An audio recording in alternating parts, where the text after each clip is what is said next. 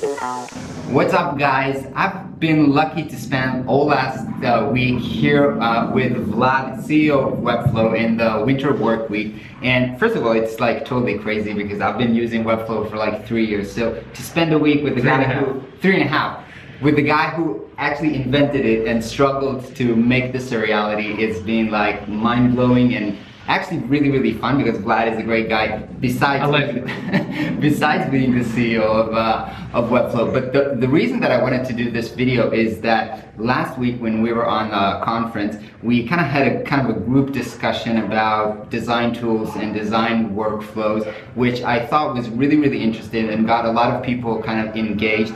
And I thought it was interesting to share kind of Vlad's vision around that with you guys, so you can know kind of, because I think this is a really interesting discussion. So Vlad, can you kind of share what you think is broken today in the way that designers work with developers, and what's your vision for that?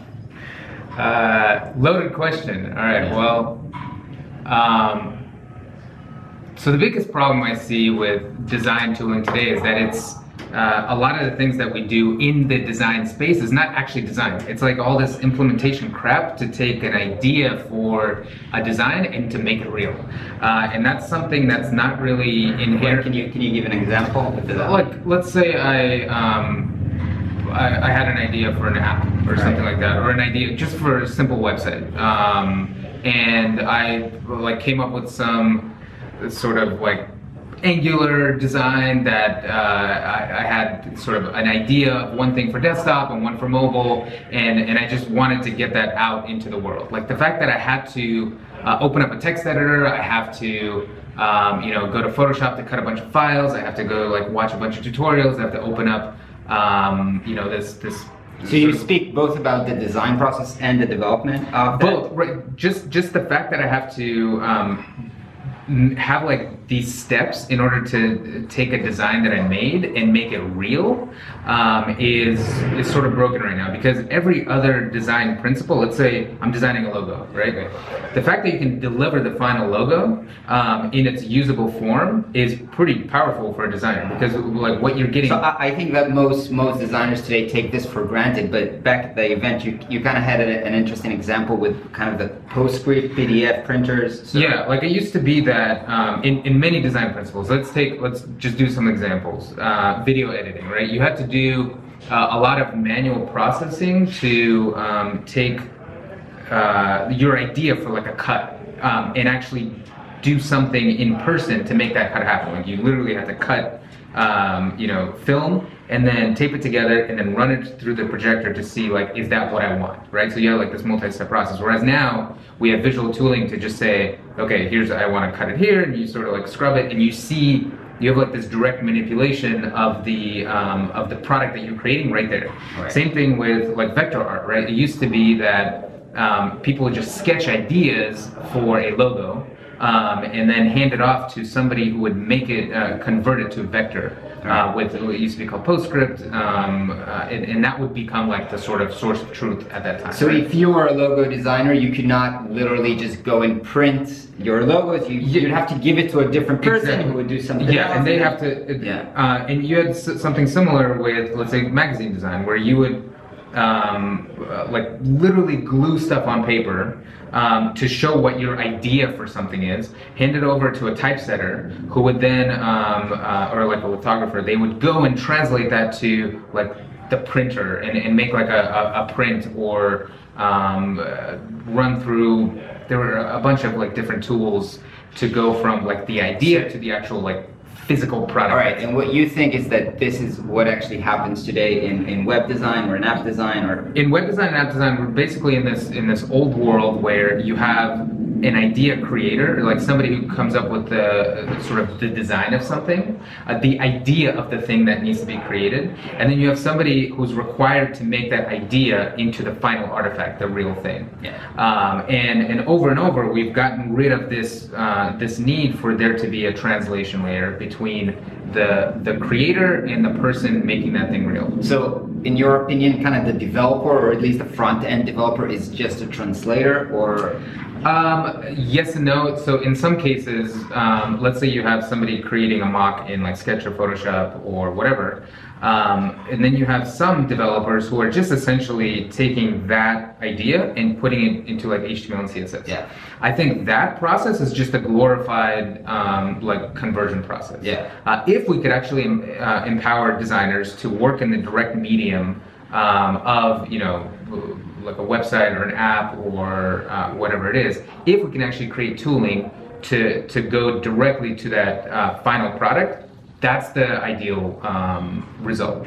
So another example of this is like 3D animation. It used to be that in order to get some sort of like tell a story in 3D, you had to be pretty much a developer. You had to like understand how matrix math works, how to like kind of like write some code to make a character's body sort of move a little bit, right? But that was so tedious that we started creating these like 2D, 3D animation tools that help us tell us a better story. And at the end of the day, 99% of that work is now done by creative people. Sometimes you have like Pixar has technical directors who are there to create better tooling for creative people to empower them. So for example, you know, you won't have an animator go and move every single hair in a frame, and then like the next frame you sort of move it a little bit more and have you write an algorithm for that. Yeah, you write like sort of a system that says like, oh, on a model, like on a person's head, you can sort of like set up some mesh points, and then you have some sliders that say frizziness, length, bounciness, dryness, whatever. And then like that programmer essentially creates a system for a visual artist, for the creative person to work with that at like a much more granular level. Like you have so much more creative control once you're within the constraint of a system, and then that creative person takes over from then on. Same thing happened in, you know, like we discussed in like SVG creation. It used to be that you have to do that manually. Now creative people directly in Illustrator, in Sketch, etc., are creating their own assets.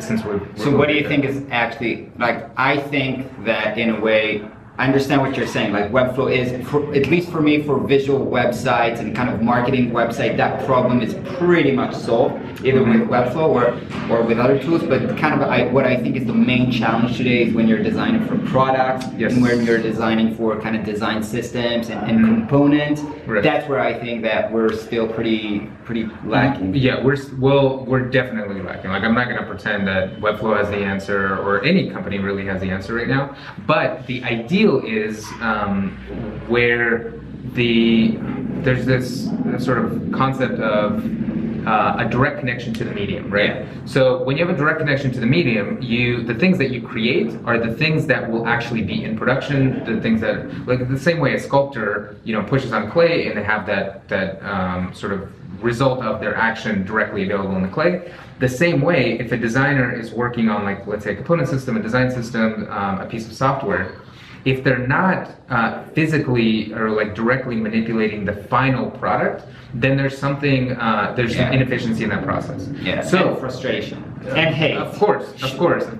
Like anytime you have a translation layer between a creator and the final product, it's bound to come with like communication issues. It's bound to come with like, oh, that's not what I meant. Or it's bound to come with like, I can't do that on the developer side. So what do you think is going to happen? Like, what's the long-term strategy or ideal kind of scenario that you guys are kind of thinking towards? Or so I think that there's many different people thinking about this like potential solution space. It doesn't just have to be Webflow, but the ideal is where anything that has to do with the creation of these components is driven purely by designers. So think of it as like if you have the need for a component in like a software system, whether it's an app, a website, a web app, like a really, you know, complicated web app, that component and that type system, the way that components fit together, all their like variant states, overrides, etc., they're dealt with, or they're created and modified and maintained by a design team, purely visually as like your entire design system, similar to what happens in, let's say, in InDesign today for print magazines. In print magazines, you don't have a developer going in and saying, like, oh, just because PostScript and PDF happen to be the language, sort of like the assembly language of how print design is put together. Now you need a developer to go in there and write like, clean code or whatever. We've created tools that allow design-oriented teams to create entire grid layout type, spacing type of systems inside of InDesign for magazines. In magazines, you like open up 100 or 1,000 of them, and they're all like pretty much unique because there's like a design team that has gone in there and created like a voice and tone and feel and sort of like how everything fits together. Whereas you open up 100 different websites, you're probably going to see a lot of similarities because people are covering over a lot of technical constraints with libraries like Bootstrap, tools like Webflow, etc., because they don't know how to implement those sorts of design systems in code in a way that requires larger teams, etc. So the ideal is where we sort of converge between design tooling like Sketch, Figma, Photoshop, Illustrator, InVision, etc., and implementation tooling like pure HTML and CSS, React Native, React, Ember, whatever. And we sort of get to somewhere in the middle where you have design-like tooling, like direct manipulation type of tooling, where you can create components like you can in some of these like prototyping tools. Yeah.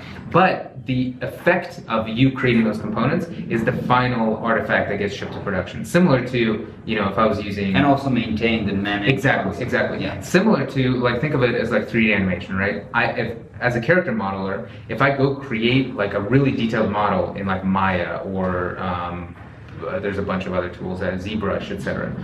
That model now becomes a source of truth. Like if I need to go alter that model, no developer is going into like the mesh or like the NURBS code and saying like, oh, now I need to move like this, mesh surface, right? You're going back to the tool where the thing was created and you're updating that model that then goes into whatever the animation system or the skeleton. I think this is the point that a lot of people were talking about, like the source of truth. Yes. Having something that is consistent, that you can work on. Because right now, there's no source of truth. Right now we have like some teams saying, okay, Sketch is the source of truth. Yeah, you maintain a Sketch, you maintain a component library, you maintain like the design system. Exactly. Like right now, design system, you could say the word design system, and some people might think like, oh, design system is kept in Sketch, and some people might say, oh, design system is kept in React, or some people might say, oh, design system is kept in like a style guide, in HTML and CSS or whatever.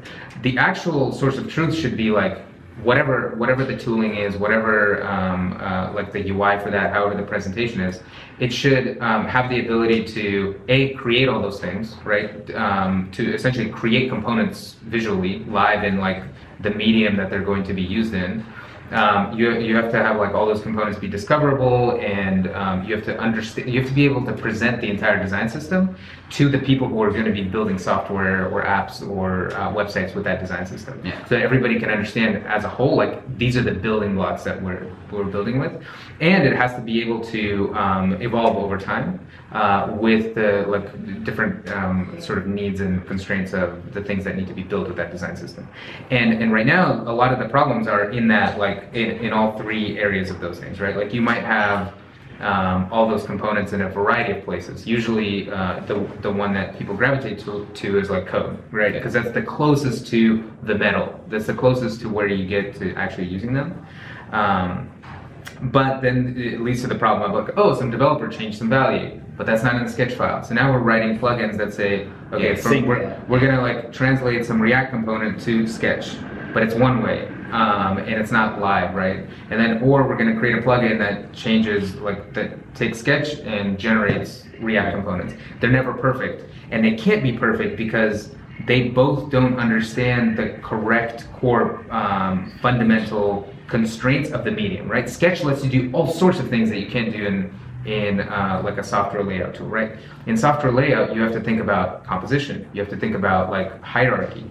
You have to think about overflow. You have to think about like changing width constraints, etc.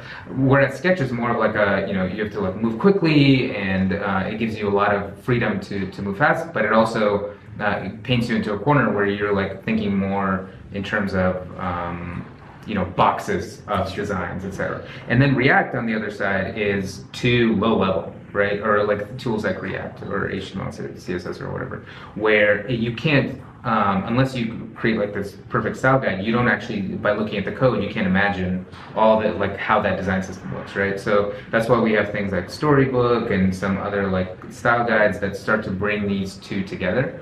But I think that the actual future is where you could have a design team or a person be fully in control of that design system, and developers just get like a URL or something to a component that they can import to their app or website or whatever, and then they use that just like they use an SVG file almost. Yeah. If they need a change to the design system, they go to the designer and say like, hey, like something doesn't fit or whatever, and then the design team or the designer updates that source of truth and then pulls in the new version. And then there you can have like versioning tools around that. You can have all sorts of kind of collaboration tools that make it hard to break the software when the design system changes, and make it easy to evolve the software or evolve the design system as the software requirements change. And that's like essentially where we are today with like other types of assets, like photos, SVGs or whatever, except that components are such like they have so much more depth and functionality and whatever that the tooling like by nature has to be, it's much harder to create. I cut the video after 16 minutes. Oh wow. On the end. Oh wow. Went that long? Anyway, thanks Vlad. It was so awesome to get to know you, spend time with you, hear about your vision, and yeah, thanks for having me. It was my pleasure. Now it's my life's mission to convince you to move over here to San Francisco so we can enjoy a lot more time. Probably not gonna happen, but thanks man. Alright man. Awesome.